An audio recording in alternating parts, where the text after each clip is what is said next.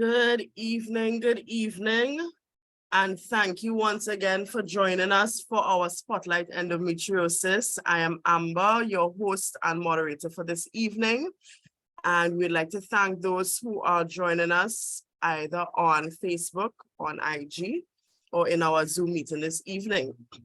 So we have a lovely lady by the name of Amy, who is coming to us this evening to give her story and how she has coped with the dreadful disease that we call endometriosis.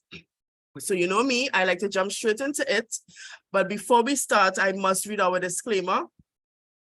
The information shared on this event is for general informational and educational purposes only.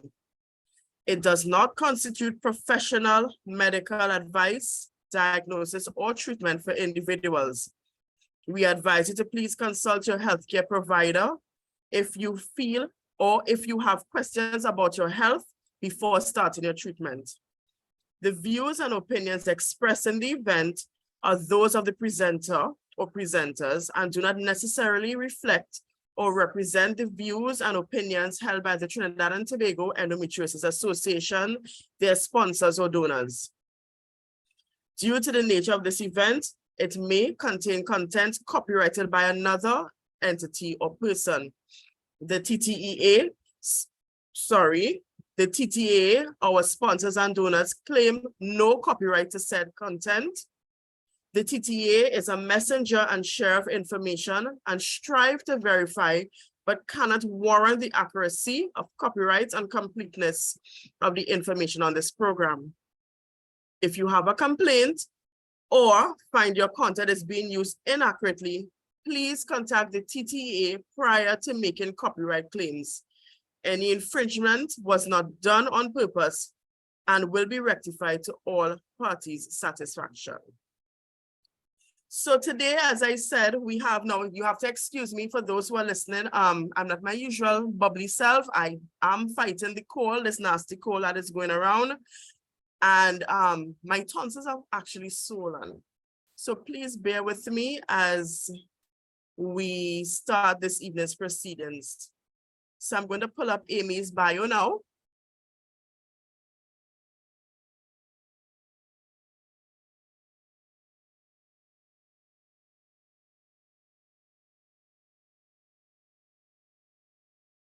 I do not know why I went on mute. I'm sorry about that. Amy Corfeli, and I hope I pronounced your surname correctly, Amy. Oh, great. And she uses the acronym, the pronoun she or her, is an endometriosis advocate who also has IC, fibro, and MCAS. She was diagnosed with endometriosis at 33, 16 years after her symptoms began. She's the content creator of the popular podcast called In 16 Years of Endometriosis. With her co-host Brittany, they laugh, cry, and shout about all things endometriosis. Amy is also the author of Finding Peace with a Devastating Disease. It's a beautifully raw and honest collection of 76 reflections on acceptance, meaning, and self-compassion. On Amy's website and Instagram, you can find accurate information and trustworthy resources for endometriosis. So for those of you who are on IG, her handle is @in16yearsofendo. Her website is www.in16years.com. She has a podcast, which I know Fadwa follows religiously, and it's called In 16 Years of Endometriosis. She has a Spotify podcast link, and her book, Finding Peace with a Devastating Disease, is actually available on Amazon. So, Amy, we welcome you to this evening's Spotlight. Relax, we're all taking a deep breath, and let's do this. Over to you, Amy. Well, thank you so much, Ambah, and thank you, Fadwa, and thank you to the TTEA for inviting me to talk about self-compassion. I really appreciate it. And thank you for all the hard work that your organization is doing to advocate for endometriosis.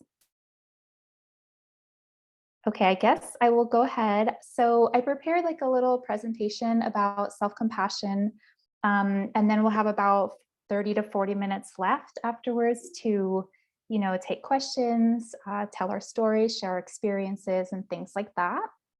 So I'm going to go ahead and share my screen.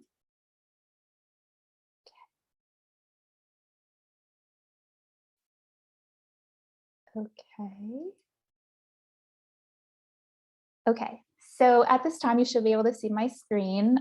If not, let me know. We can see it. Okay, great. All right, so yeah, basically like Ambah said, this is about finding compassion with ourselves when we're living with endometriosis. Thank you to that warm welcome that you gave me. I guess there's really nothing more that I want to say about myself after that. As you said, I'm living with multiple diagnoses. I took 16 years to get diagnosed with endometriosis, and I was diagnosed at 33 years old, and I am now 38 years old. So it's been 5 years since I was diagnosed. As you mentioned, I'm very active on Instagram. So that's my handle. It's basically advocacy and endo education. Oops. And additionally, I have a podcast, like you mentioned, in 16 years of endometriosis. So definitely encourage you to check that out. Convos with my friend Brittany. It's a lot of laughter, a lot of sharing stories, trying to destigmatize the experiences that come with this disease, because we know that this disease has so many taboos and shame and stigma around it. And we're really trying to destigmatize that and just make it okay to talk about these conversations with what happens with our body and what's happening in our lives. And as you mentioned, I have the book, Finding Peace with a Devastating Disease, that I'm very proud of. Something I love about the book is that not only is it a journey of self-compassion and finding meaning and rebuilding our lives with endometriosis, but it also has self-guided journaling prompts. So if you're into journaling, there's 76 prompts that can help you figure out what peace and self-compassion and meaning mean specifically to you. Okay, so to talk about self-compassion today, I think the one thing that's really important to point out is just how devastating endometriosis really is. I think we really cannot glaze over how much this disease can ravage our lives, right? Like it can ravage our careers, our fertility, our relationships, our hobbies, our interests, our bodily functions. This disease causes us so much grief and we face so much dismissal. We have social isolation and financial concerns, and it's so unpredictable. We don't know how our body's going to react from one day to the next, sometimes not even 1 hour to the next. And I also want to point out, as I'm sure we are all aware here on this live, that endometriosis can really negatively affect our mental health. And I think that's just not talked about enough. There's so much focus on the physical symptoms, and rightfully so, because like I said, they are having a detrimental impact on our lives. But living with endometriosis is so emotionally taxing. And that's why something like self-compassion and things like acceptance, finding peace, gratitude can be so helpful in our day-to-day experience with endometriosis. And I did just want to highlight that, it's really important to know that people who hold identities that have been historically marginalized can face further trauma. And this can come in various forms, things like a lack of representation, support groups that are non-inclusive, implicit and explicit biases that medical professionals may hold towards people in terms of race, ethnicity, gender identity and expression, sexual orientation, socioeconomic status, and so much more.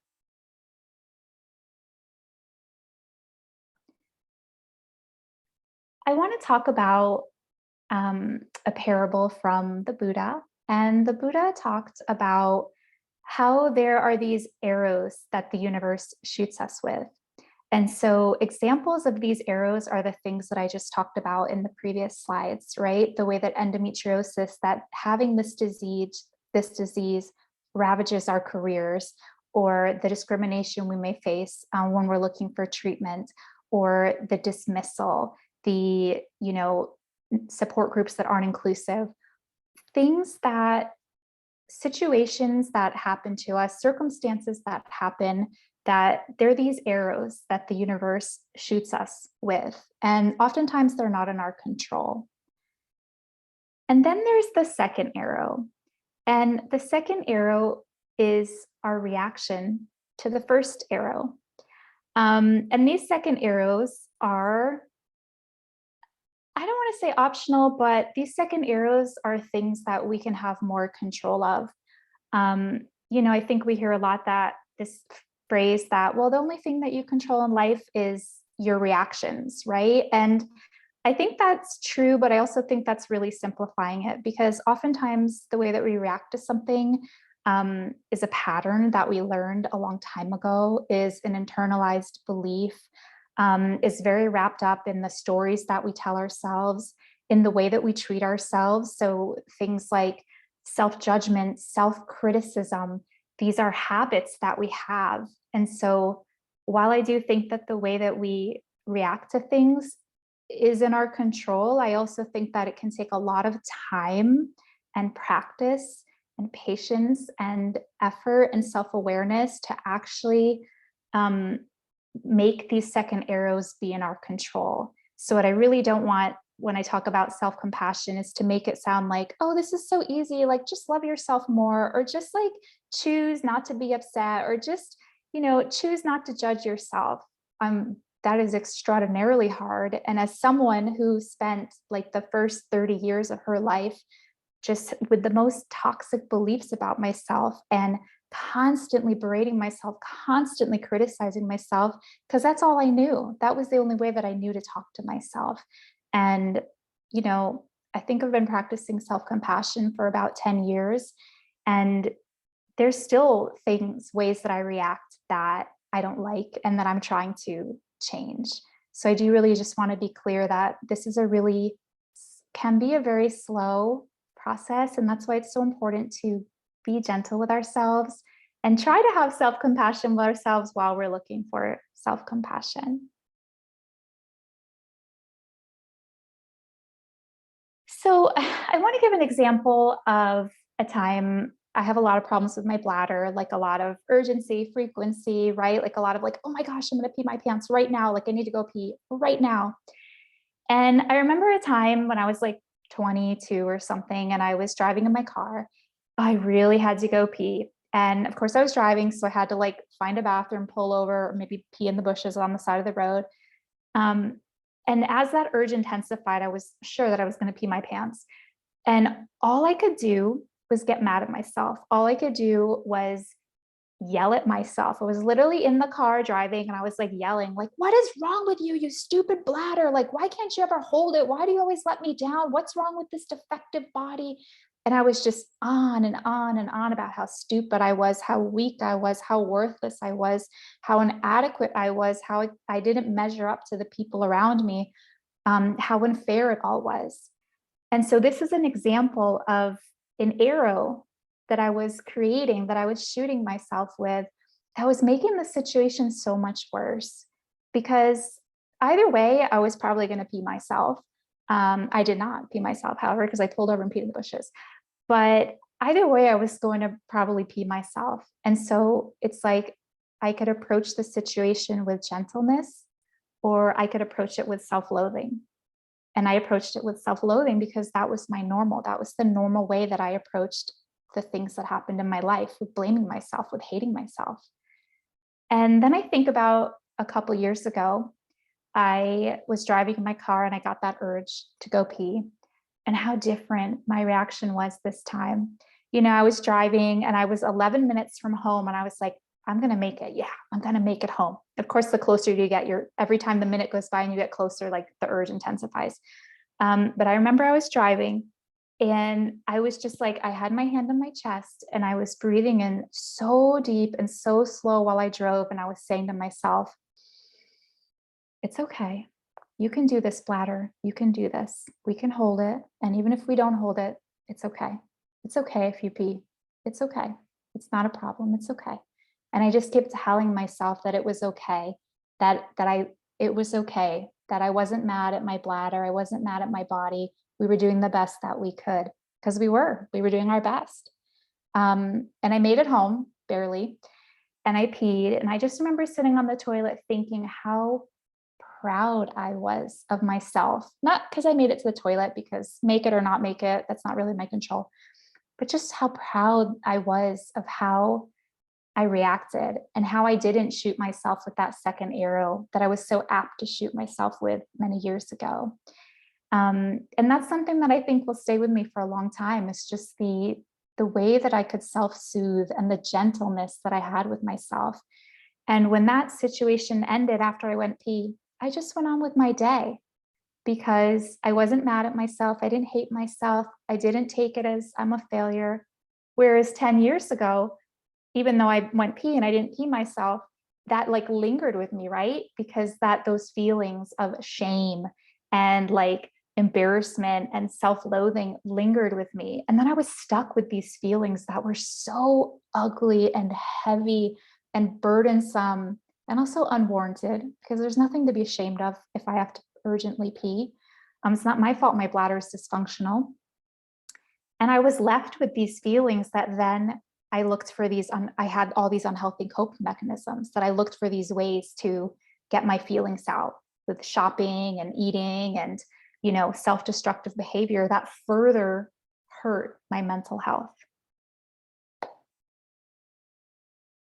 So yeah, just some benefits of self-compassion. I think one of the big ones is just we can't control these first arrows that endometriosis brings to us, right? Like there's so much misery and agony and physical symptoms, but if we can learn to be with it with gentleness and self-acceptance and self-love, then our experience with this disease can be radically different. It's not going to change our symptoms, but it's going to change how we feel about our lives and feel about ourselves. And we'll probably be able to find more peace, find more deeper happiness, be less in fight or flight, be less anxious, ruminate less, self-soothe, have higher self-esteem so that we can say things like, hey, can you pull the car over? I have to go pee. Where before maybe it was like, I don't want to say anything because I don't want to look stupid because I'm so stupid. Why can't I just hold it? Why can't I hold it? And now it's like, no, I know my value. I know my worth. And that translates into me being able to ask for help, me asking for accommodations when I need them, setting boundaries. Okay. So I wanted to talk about some of the really common arrows that I think we shoot ourselves with. And these are all arrows that I used to shoot myself with on the regular and sometimes still do, right? So I think one of the big ones is this: it's my fault. It's my fault that I'm sick. It's my fault because I ate this food, or I didn't exercise, or I didn't do XYZ, ABC thing that, because I didn't do that, now my legs hurt. Because I didn't do that, now I have nausea. Because I didn't do that, now I have a painful bowel movement. And I think a lot of that is wrapped up in healthism. And so something that's helped me a lot is learning about these like overarching beliefs, toxic beliefs in society or systems of oppression, even, that these beliefs we internalize, right? Without even meaning to, because they're everywhere. These beliefs are everywhere. And one of these is this healthism, this belief that our health is entirely our responsibility. And therefore, if we don't feel good, it's our fault, right? It's our fault because we're not trying hard enough. It's our fault because we're not doing all the things. It's our fault because we're not making the right choices. And like, how often do we hear that when we tell people, well, we have endometriosis, and they're like, oh, well, have you tried losing weight? Oh, well, have you tried drinking a smoothie every day? Oh, have you tried yoga? And it's like, some of the things they say could be good overall practices, some not. But that's not why I'm sick. I'm not sick because I'm not doing enough yoga and eating enough vegetables, right? I'm sick because I have a disease. And so this healthism puts a lot of emphasis on like our personal responsibility, and it doesn't think about social determinants of health. It doesn't think about all these factors that are out of our control, like our genetics, our access are inequities, systems of oppression, privilege or lack thereof.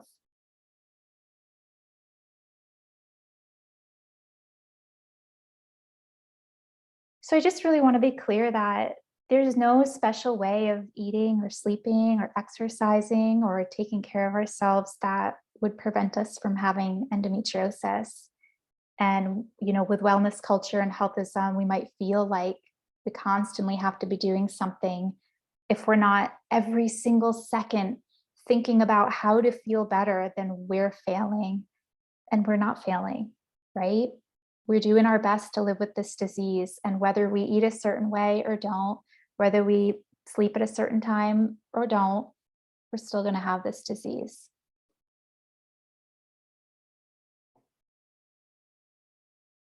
Something hand in hand in that, I think, is this idea like that we're sick because we're bad people. We're sick because we're being punished. And I know I used to think that. I had a cancer scare when I first got diagnosed. I had an endometrioma that was the size of a grapefruit, and they didn't know what it was. And they were like, oh my gosh, this could be cancer. And then I went to the gynecological oncologist, and it was very, very scary. And all of that fear like activated this, I guess, deep-seated belief that I didn't even know that I had, that I remember the night before the surgery, they were going to take a biopsy and remove the mass and tell me it was cancer. I just kept thinking it must be cancer because I'm such a bad person. I deserve to have cancer.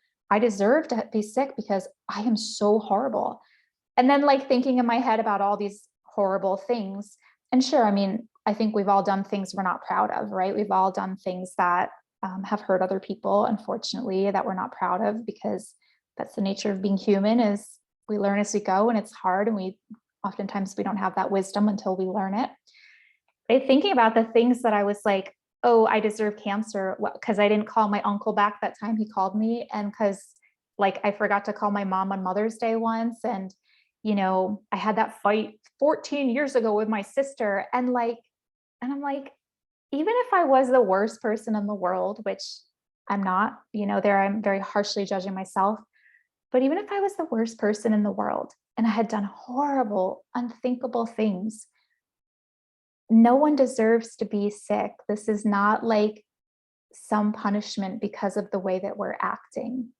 And so whenever that feeling comes up in me, I always want to challenge that and ask myself, like, would I say that to my partner? Would I say, oh, he probably has cancer because he's the worst, he sucks as a human being? No.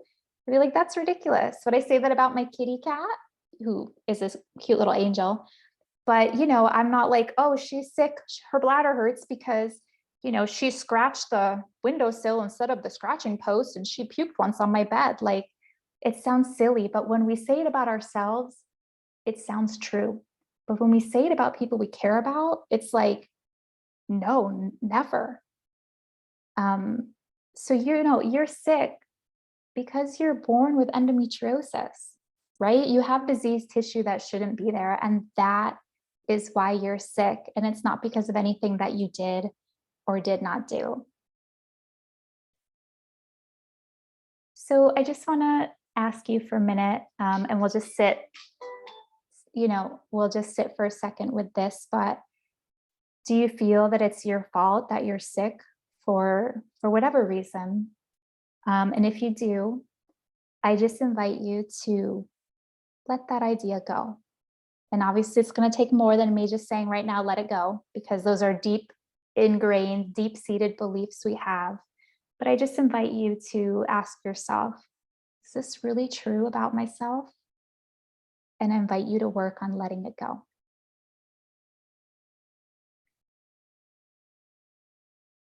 Another arrow that we shoot ourselves with is in these arrows that have to do with internalized ableism. So ableism is only something that I learned about recently. And basically it's, to give it like a short summary, it's basically a systemic oppression that determines your value and your worth based on society's idea of like what's normal, like what's a normal body. It's very heavily wrapped up in productivity, age, capitalism, racism, ideas of like what's, normal abilities, normal intelligence. Ableism can affect disabled and non-disabled people. And we can really internalize this ableism. And ableism is everywhere. And so I think there's a lot of these toxic messages in society around sickness and disability. Ideas that, if you're sick, or like I said, I really had to go pee, or maybe I have bowel incontinence, or like I have my period and I bled on a chair, or I can't keep up with, my peers, or I'm going to college, but I can only take 2 classes a semester instead of 5, or I can't walk up a flight of stairs, so I use the elevator to the 2nd floor, and people get, angry, and they're like, oh, you look so young and healthy, you're just lazy, why do you get on the elevator? And so just all of these messages that we receive from society about our sickness, about being sick. And so I just really want to hammer home that we are not abnormal, deficient, weak, inadequate, inconvenient, lazy. We don't need fixing. There are so many different human beings on this planet, and we all have needs. And so because we might have a certain access need, a specific diet that we need, or we might need a ramp instead of, stairs, or we might, like I can think of an example is that because I have fibromyalgia, my body is just so unable to tolerate like hard surfaces, right? So like I bring a pillow, like one of those squishy like butt pillows, where like wherever I go, I bring a butt pillow and I just like carry this little handle, I just carry it. Or if I go away for the night, I bring like a foam that rolls up, and I set this foam out. And so whenever I go anywhere, I have like a lot of stuff. I'm that person who like goes away for one night and I have like the massive, biggest size suitcase, and everyone's like, oh my God, you're so high maintenance. You're only going away for like one night. You need so much stuff, blah, blah, blah. What's that pillow for? What's wrong with your butt? Why do you still not pillow? So you know how it goes with all the comments, the never ending, ignorant, unwanted, ridiculous comments were just like, mind your business, get out my face. But before, I used to internalize all those comments. So when I carried my butt pillow, like at a work conference or like someplace that I went, I was mortified. I was so ashamed.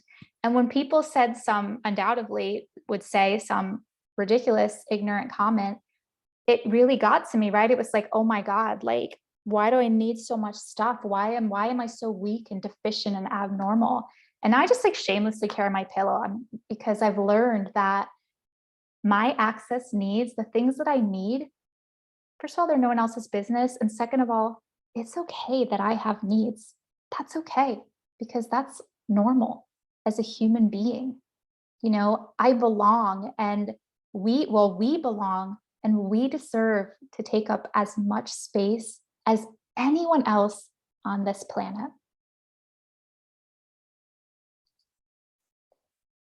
And so I think we're just constantly pushed by society to get over our illness, to overcome it. Don't let it limit you. Don't use it as an excuse. And then we start saying that to ourselves, right? Like, I should be able to push through my day. I should be able to hold it when I'm in the car and I'm having to pee. But that's not how the body works, and that's not how life works. I'm not lazy if I use the elevator because I'm fatigued or I get a wheelchair in the airport.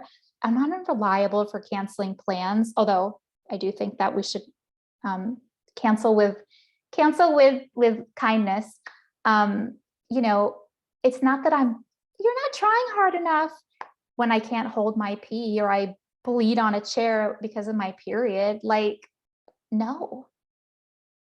So I think that's the thing is, in the end, those first arrows of the universe, the arrows of endometriosis and the situations it puts us in, they're still going to be there. We're still going to have our debilitating moments. We can't control those arrows, but we can try to work on how we feel about ourselves so that when we're in those situations, we can prolong our suffering and berate ourselves and hate ourselves and feel ashamed and want to be just swallowed up by the earth because of all that shame. Or we can treat ourselves with kindness and we can say, it's okay. This is the body that I have and we're doing this together. And so I want to ask you, do you internalize the judgments that people make about you as a sick and/or disabled person? And if so, then I invite you to let those go. So Ambah, I have like another arrow, but I feel like I should wrap up so we can take questions and stuff. Oh, you can go with your other arrow. That's not a problem. Okay. Yeah. I'll try to be quick. Let me take a drink too. It's very hot in here. We're having a massive heat wave and I turned off the aircon because it's really noisy. Okay. All right. So I'll try to be really quick on this one, but basically I think a lot of us struggle with feelings of being a burden, and being sick or being disabled is not automatically equal to being a burden, or is not equal to being a burden. And your value does not diminish because you're sick. And I feel like society tells us it does, because society is wrapped up in ableism, like we said, wrapped up in capitalism, productivity, right? It's like, if you're not producing, if you're not doing, if you're not keeping up with everyone, then you're nothing, you're worthless. And we put that inside of us, right? And then we start to internalize that. I'm like, oh my gosh, I'm this horrible burden. But the truth is that, come here, I have a cat here. The truth is that your value is inside of you. Your value is in your ability to listen, to smile, to make another person feel heard and supported and cared about. That is where your value lies. And I think about with myself, there's so much. I've been sick for 20 years, right? I'm going to be 39 this year. Oh my God, 22 years. Wow, that's sad. I've been sick for 22 years this year, and I need just as much now as I did 22 years ago. The difference is that, 22 years ago, 20, 15, 10, even 5 years ago, I felt like I was the biggest burden. And so it was really hard for me to ask what I wanted for what I wanted. It was really hard for me to accept support that people gave me, even though they wanted to give me support. They said, I want to support you. Can I go with you to your doctor's appointments? How can I help you? I was like, no, I'm fine. I'm totally independent. I can do everything by myself. Which even resulted once with me breaking my foot because I went to a colonoscopy by myself. And then afterwards, when I was all like loopy on the anesthesia, thought I was fine, I left by myself and I fell down and I broke my foot. And my boyfriend had offered and said to go with me. And I was all like, no, don't go with me. And so it was because it was at 6 a.m. He was like, well, I get, if you don't want me to go, then I won't go. And I was like, I'll be fine. And like, look what happened. I hurt myself just because I refused help, because I didn't want to be a burden. And now, oh my gosh, I still need so many things. But with my partner, I don't feel like a burden anymore. I just tell him what I need. I'm just like, and I need a lot. Like, I need my foam pillow. I have a very specific diet. Like, I'm very sensitive to light. So we put like all red light bulbs in the house that at 8 p.m. they just like all turn red. So the whole house, the whole apartment is catered to me and my needs, but I don't feel like a burden anymore, because that feeling wasn't true. It was a feeling that was inside of me that I was so convinced was true. And so I acted like it was true. And I told myself it was true, but the truth is it wasn't true, and it isn't true. And I guess the last thing I want to point out is just like this quote here about when you perceive yourself as a burden, it is so detrimental to our mental health to perceive ourselves as a burden. And so I think that if you're looking for like one arrow that you can maybe start changing in your life, this could be a really good arrow to start looking into if you feel like a burden. So if you feel like a burden, I invite you to let that belief go. Okay, so, okay, we're at the end. So basically I want to say that changing how you feel about yourself takes time. Okay, so it's not this instant like, okay, I'm just gonna feel differently about myself. Good luck. I love the ambition, but like that's not gonna happen. It's gonna take practice, repetition, time, patience, because it's a skill and it can feel impossible. Impossible, because if you're so used to telling yourself that you're stupid or weak or a burden or inadequate or any of these other things, then even though that's not serving you likely, even though it's likely causing you a lot of, anxiety, angst, like rumination, poor coping mechanisms, it's very comfortable when we've told ourselves that our whole lives. It's very difficult to then be like, okay, I heard Amy talk about how I'm not a burden and she's right. I mean, I am right in that regard, but that you're not a burden, but you're probably not going to be able to do an overnight switch. And so some of the ways we can do that is reading books. I had a really strong critic in my head that always just told me how stupid I was, how stupid everything I did was. There are whole books out there about the judge in our heads, the critic in our heads. So I started reading them, right? I started getting more awareness. I started journaling, writing down the thought patterns I had. Whenever I had a thought about like being sick, I would write it down. You can work with a mental health professional to help you identify the ways that you talk to yourself and start trying to change those ways. So just a reminder to be proud of yourself. It can feel hard to feel proud of ourselves. I think a lot of times all we do is we're hard on ourselves. We look back and we think about all the ways we would have done things differently. We think about, I used to think about I would take the knowledge and the wisdom that I have now, and I would think about Amy at 20 years old, which was like 19 years ago, and be like, oh, why did I make that decision? Or like, why did I take that medication? And why didn't I research more? Or why didn't I do this other thing? And it's like, I did the best I could at that time. And my best changes over time because I grow and I learn. And now when I look back at poor, sad, depressed, always in pain, 20-year-old Amy, I think not about all the wrong or quote unquote stupid decisions that she made. I think about how far I've come. I think about how different I am now and how proud I am to have grown so much. So be proud of yourself, because living with endo doesn't come with a manual and it's hard, right? But you're doing it every single day. You are doing it. You are living with this devastating disease and you're doing the best that you can. The end. That's the end of my presentation. Thank you, Amy. No, this is different from what we usually offer our members, but I think it was very appropriate. And I will tell you why, and I'm going to be very honest, because I don't practice self-compassion. And I remember, no, I want to invite persons, if they want to comment, they can put it in the chat and we will read it out for you, right?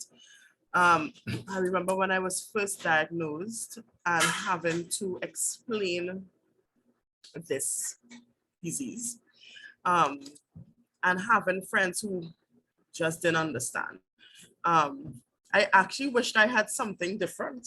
I'm not gonna lie, I actually wish I had cancer, because cancer is easier to explain and people are more empathetic to cancer patients and people understand cancer patients. So when you say cancer, they, oh yes, oh dearie my, but when you say endometriosis, you have to go into explaining what it is and, telling people what you go through, and persons don't have the time to hear that. So the self-compassion is something that you really have to learn to do. How long did it take you, Amy, to get this into practice, that it has become habitual for you? Well, I think I've been doing it for about 10 years now. I think, at the beginning, change always feels like so slow going because, like I said, we're so used to talking to ourselves in a certain way. Like my automatic habits to talk to myself was, you're so stupid, you're so worthless, you're so weak, you're so inadequate. And so even getting myself, like I hated myself. I like actively hated myself. And so to say, how can I be kind to myself? It was like, why would I want to be kind to myself when I'm such a loser? Why would I want to be kind to myself when I'm so like such a horrible human being?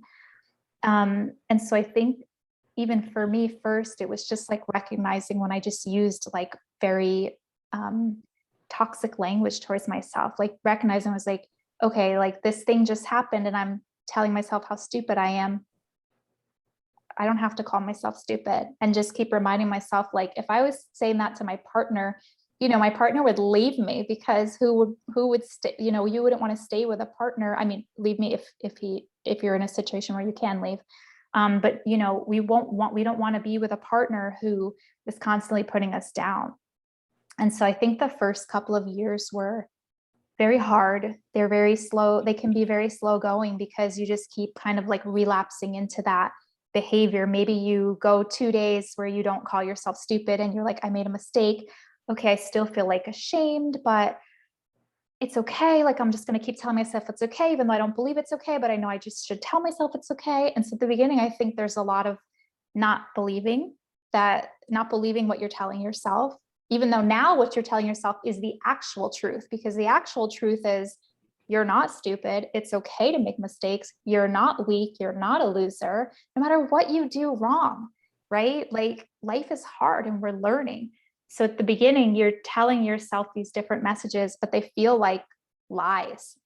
And I think it can take time to learn and believe them as the truths that they are, especially if there's not people in your life who are supporting you in that. Like, especially if the people around you are also gaslighting or, you know, emotionally abusing you. That was one of my problems. Is I grew up in a home with a lot of emotional abuse.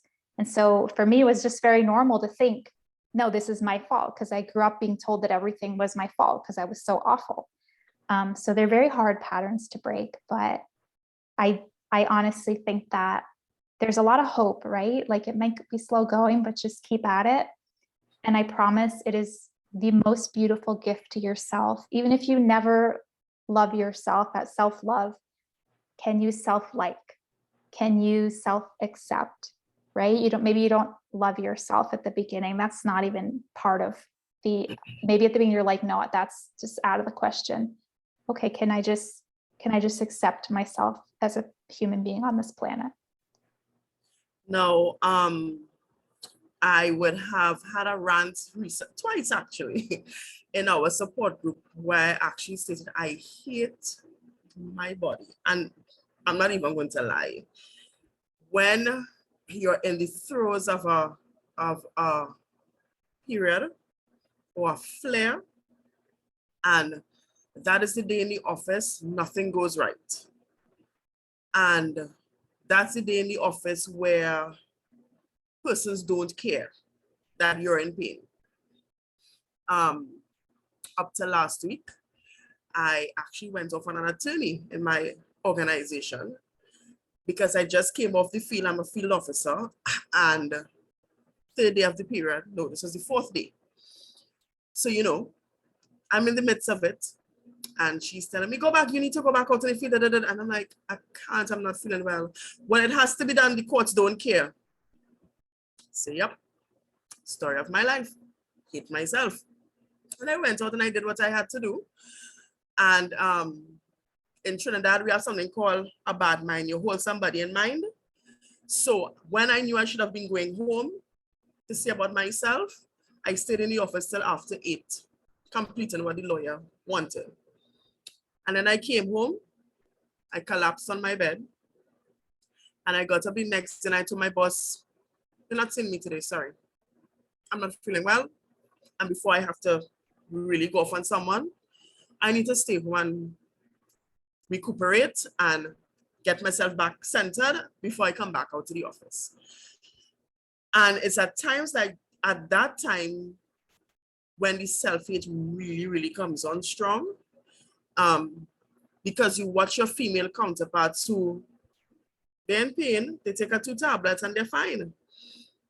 And you know in your mind, mentally you're going out of your mind. Physically, your body is just not cooperating. And it's refusing to cooperate. Self-loathing is real where I am concerned. And I'm sure there are others in the chat where, yeah, they do sometimes feel disgusted with their bodies. And which is why I'm glad you did state that self-compassion takes time. And it took you 10 years to reach to the point where you're comfortable, you know, with your body and your disease. I see here Bianca has put, she has been suffering in pain for 30 years and was only at the age of 47. She's now 47 and only at the age of 36 was she diagnosed with endometriosis. And that is the story of most people, well, not most, probably all of us, Bianca. Most of us suffer and we don't understand why. We come from families who don't care to understand. They say you're suffering and they all tell you it's in your head. I think that's the same narrative we all have as endo patients. And to be diagnosed so late. And what you rightly said, Amy, and I always try to remind our members of this. Doctors in Trinidad tend to ignore you. You know, when you tell them something is wrong, it is more than what you're saying. And it happens in the first, what we call the first world countries. It happens in the US, it happens in Australia. You hear the same narrative over and over. Doctors don't believe you. You know, we have a member who said a doctor told her that's a white woman's disease. Trust and believe you don't have it. You know, so it's something that we have to keep reminding ourselves. And I would like to push I'm glad you put the part with the mental health professional. It is needed. Forget the stigma. They are there to help. I have a mental health professional I go to when I can't take it anymore. And I go to my counselor. And I get my homework to do and I realize, okay, I can go for a few months again. And then when I can't take it again, I go back. And I think sometimes as an endo patient, we need someone, and as Bianca said, she feels lonely because she has no one to talk to about it. And Bianca, trust me, I know. I think we all know. And that's why we need to go to someone to talk to, get someone in your corner. I mean, get a counselor. Amy? Yeah, I would love to say to Bianca about, well, first of all, just how devastating it is to be diagnosed so late in our lives, because when you've been suffering for a decade, 2 decades, and you keep being told that there's nothing wrong, then what happens? We start to doubt ourselves, right? I feel like that gaslighting that we get from the medical professional, from the friends, family, loved ones, strangers, like at some point, I know myself, I internalized that because it was like, yeah, no one can find anything wrong. And they keep telling me it's normal. I have a low pain threshold. I'm hysterical. It's just anxiety. And so you can reach a point where you don't believe yourself, you doubt yourself. And then you're so alone because people around you, even whether you have a diagnosis or not, you know, they don't understand or they don't believe you. You know, growing up, one of my parents, he was so ashamed whenever I had a flare in public. I had a flare on an airplane. We were going to, we were going to drop me off at college. We were on an airplane and I got my period and I was like moaning and writhing in the airplane seat, you know, feeling horrible. I was throwing up in the bag and he was just mortified. And he kept saying like, knock it off, like be quiet. And like, that's some of the things some of us are growing up with. And like, it's no wonder that we loathe ourselves. It's no wonder that we are so ashamed when we get sick, right? Because society, loved ones, like we've been taught that. And that's why like teaching ourselves that self-compassion and like showing ourselves grace and being that kind voice that maybe no one was ever kind to us. And that's why it can be really hard to find that voice, but that voice is out there, whether in a presentation like mine or in a book or with the, you know, TTEA or a fellow endo patient. I think there's a lot of people out there modeling self-compassion. And I wish it's something we were all modeled from a young age. And if we don't have someone to talk to, if we don't have access to a mental health professional, sometimes just talking to ourselves, whether that's journaling or talking out loud to ourselves, can be so helpful. And I want to encourage Bianca. There are support groups. I don't know if Bianca's in the US. I want to believe she's in the US. There are support groups out here that give endo patients a platform, a safe space to speak and to say what is going on with them. You'll be surprised, Bianca. Oh, you're in Trinidad, Bianca? Are you in the TTEA? And in our support group? I can't remember seeing your name, Bianca. But our support group, I know Fadwa, our health officer, tends to put a lot of things that we can do, whether it's yoga, meal planning. Now she put an excellent rap the other day in our support group that I just told her, and I shared it with 2 other girls in the office, and we intend to start making that because it's a healthy option. And it's a safe space where persons can say what they have to say. Oh, Bianca, we'll talk to you after. Message me privately your number and I'll call you. I or Father will call you. Safe space for persons to say what they have to say. If they want to curse, if they want to cry, they want to carry on. That is your space to do because we understand you and we know what you're going through. If it is one thing all endo warriors know is the similar story. Similar stories, similar pain, similar experiences. We all have it. So Amy, I don't know if you have anything else you'd like to tell us before we end off our session this evening. Well, I just want to say how wonderful it is that you have a support group and that people can have a safe space to openly talk and express themselves. And I can only imagine that your support group models a place of self-compassion, because when we share in a support group, oh, this really embarrassing thing happened to me, or like what you said about, I ended up staying and working late even though I just needed to rest. We're met with compassion, we're met with empathy because we all know what it's like and we all know how hard this disease is. And so if we can just try to emulate that towards ourselves. So I love that your support group can be a compassionate, safe place for people who may not have that in their lives. So thank you for the hard work you're doing with that. Thank you. I think sometimes we have to do more work. We have a lot, all endo organizations. We have a lot of work again to do. We have to push, especially with our medical fraternity.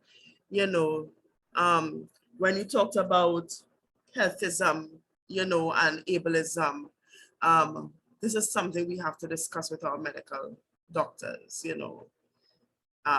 Get out of the old thinking that endo only affects certain people. You know, I had my mom's friend actually telling me she was diagnosed with adenomyosis, and this is a lady who had 3 children and is already in her 60s. That means she was misdiagnosed all these years. You know, so when she heard that I had endo, she was like, oh my gosh, Ambah, I have adeno, and how you knew so? And I know it took me long. I was properly diagnosed in 1998. I will be 46 this year. And that is after years of my mother trying to figure out what's going on, calling a doctor to try and tranquilize me rolling off the bed in pain, climbing up on a desk in school, trying to wonder what in heavens it was happening to me. You know, so the support groups do help. They do help. So Amy, on behalf of the TTEA, I would like to thank you for gracing us with your presence this evening. As I started saying at the beginning, your presentation was timely, and we need to give ourselves a little grace. We have to allow ourselves to feel, and we have to learn to give ourselves that self-compassion. Do you have any final parting words for us? Well, I just want everyone watching to know that you're so important. Don't devalue yourself, right? You're so important as a human being on this planet. You deserve to take up as much space as everyone else, as much space as your loved ones, your pets, you are enough. And if you can't find self-love and self-compassion, just start to look at how you talk to yourself, right? How are you treating yourself when these situations get hard? And think about, how would I treat a loved one? Or how would I react if a fellow endometriosis patient had this problem or this situation? What would I say to them? And then see if you can say that to yourself. I think that's a really great place to start, is try to separate yourself. And that's hard because there's all those feelings, shame and loathing and disgust. And there's all those beliefs, that society puts in us, but try to take a step back and be like, what would I say if this was someone I loved? Think of your most loved being. It could be a pet. It doesn't have to be a family member. I do that with my cat all the time. I just look at her. She's so cute and perfect. And I just think like, oh my gosh, I mean, if she was having a bowel problem, would I kick her? You know what I mean? Would I hit her and be like, what the heck is wrong with you, big fluffy piece of crap? No, I'd be like, oh, my little baby, she's so cute. I'm gonna love you to death. And that's what we need to do to ourselves. Thank you for that. Thank you for that. So on behalf of the TTEA, I want to thank those who joined us this evening. Sorry. I'm sorry I couldn't talk as much because of my throat, but I thank you for coming out. Bianca, I will get into contact with you. Myself or Fadwa this evening will call you. And I want to tell you all thank you very much. We may be taking a break in July, but check our social media platforms and we will post it in this support group if we'll be having a spotlight next month. So stay tuned and thank you very much, and everyone have a good evening. Bye, Amy. Bye, everyone.